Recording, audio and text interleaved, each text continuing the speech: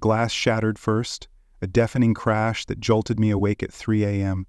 I bolted upright, heart pounding, as the security alarms screamed through my Seattle condo. My office door hung off its hinges, papers strewn like confetti, my desk overturned, and my awards, 8 years of blood and sweat at Nexus Innovations, smashed to pieces on the floor. I grabbed the baseball bat by my bed, my pulse a war drum, and crept toward the chaos. The intruders were gone, but their message lingered in the spray-painted words on my wall. "Back off, Whitaker." I stood there, bat trembling in my hands, the Puget Sound's dark waves glinting through my window. This wasn't random. Someone knew I was Nexus's linchpin, and they wanted me scared. Hours later, I'd learn they weren't just after my fear. They were after my life. I'm Caleb Whitaker, 40, Chief Marketing Officer at Nexus Innovations, a Seattle tech firm I helped build from a gritty startup to a $2 billion zero-cents powerhouse. For 8 years, I've been the guy who turns ideas into empires, crafting campaigns that land on Forbes covers and drive 65% of Nexus's revenue. My secret? Relationships. Not algorithms, not viral stunts, but real connections with clients who trust me because I've known them since college, shared beers at their weddings, or coached their kids in Little League. I'm the one they call when their startups need a brand or their corporations need a reboot. But yesterday, in a boardroom overlooking the Space Needle, my world imploded. Derek Vance, our new VP fresh from Silicon Valley's Shark Tank, fired me after my most profitable campaign ever.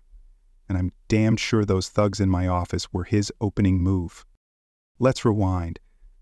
I was employee number 10 at Nexus, back when we were a dozen dreamers in a Belltown loft, fueled by Red Bull and big ideas. I didn't just market our software, I built a brand people believed in. My clients aren't faceless accounts. They're Ethan, my old frat brother who runs a tech unicorn, Mia, my cousin's best friend who scaled a green energy firm, Lucas, my high school teammate now heading a logistics giant. These aren't just deals, they're bonds forged over decades. When Ethan needed a rebrand to go public, I was his first call. When Mia's company faced a PR crisis, I flew to Denver to strategize over coffee. When Lucas expanded, I tailored Nexus's platform to his needs.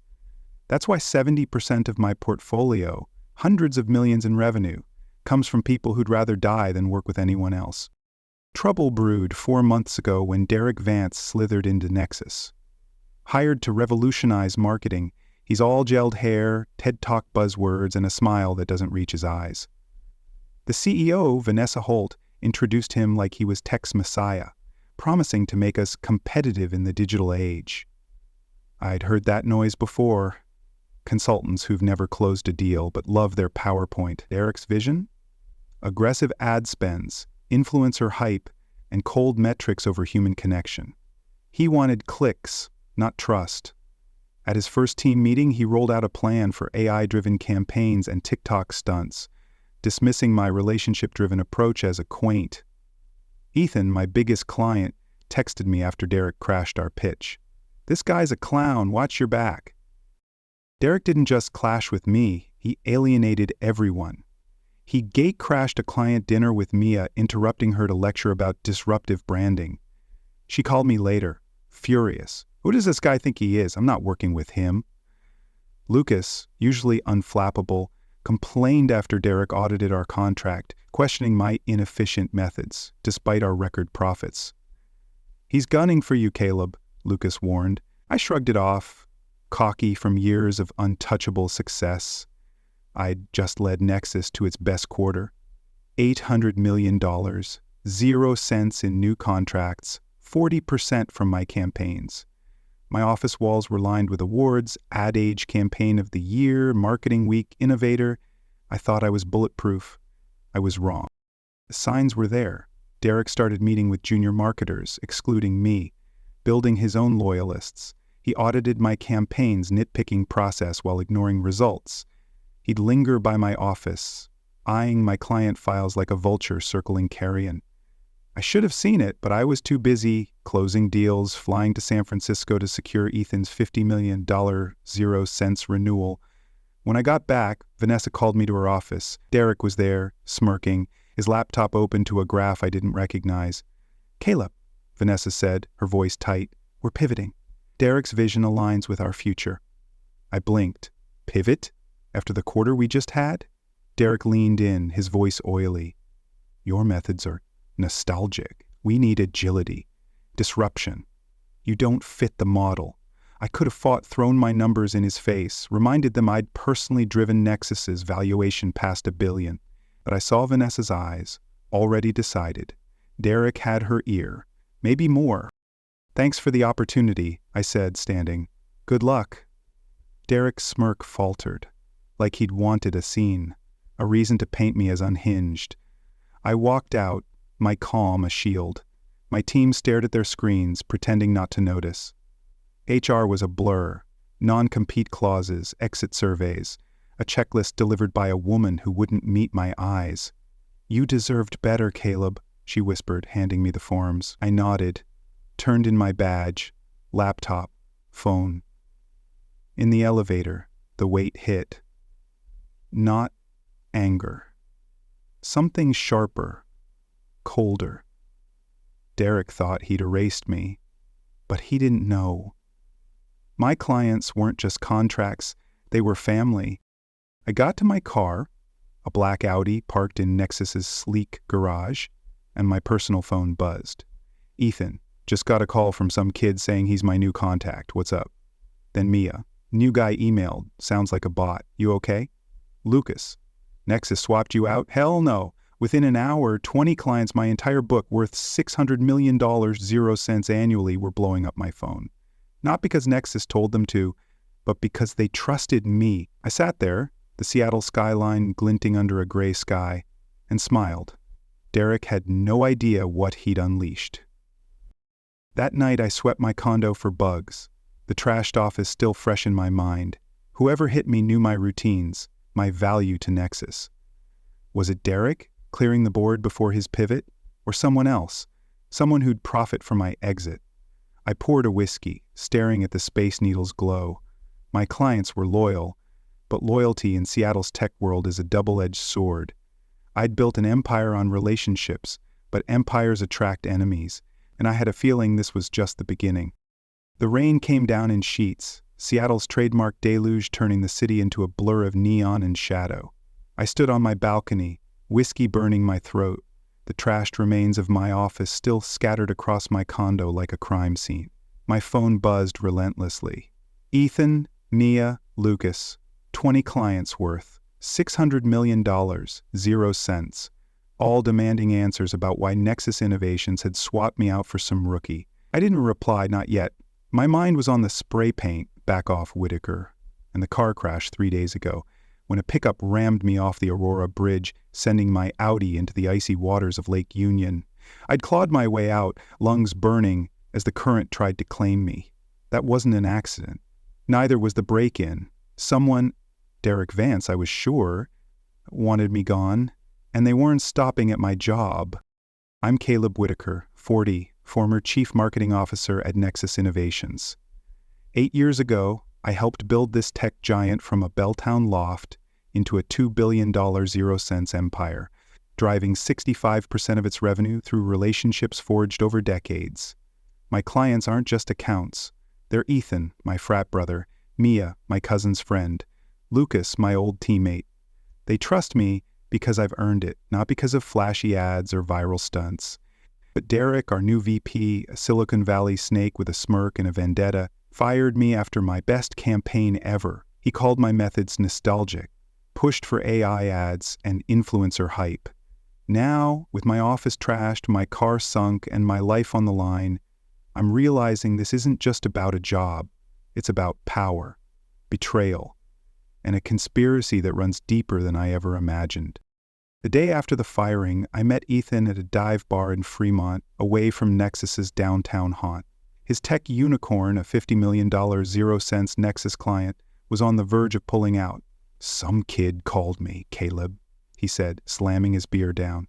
"Said he's my new point man. I told him to screw off." "What's going on?" I leaned in, voice low. "Derek's purging anyone who doesn't bow to his disruption. He doesn't get that you're loyal to me, not Nexus. Ethan's eyes narrowed. This guy's trouble. You need to watch your back. I nodded, the memory of the bridge crash, flashing headlights blinding, metal screaming, water closing over my head. Already am, I said, patting the Glock tucked in my jacket. Ethan didn't blink. He knew the stakes. By noon, my phone was a war zone. Mia, whose green energy firm was a $10 million 0 cents account, texted, "New guy's a joke. I'm out unless you're back."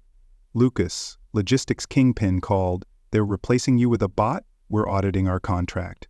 20 clients, my entire book, were revolting, not because I'd asked, but because they valued me.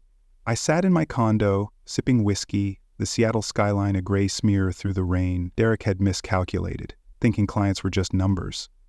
He didn't know Ethan and I had roomed together at UW, that Mia's kid called me Uncle Caleb, that Lucas and I had played football in high school. These weren't contracts. They were family. And family doesn't abandon you. The next morning, Rachel Kane, VP at Cascade Solutions, Nexus's biggest rival, slid into my inbox. "Heard about Nexus. Coffee?" Seattle's tech scene was a small pond, and my firing was blood in the water.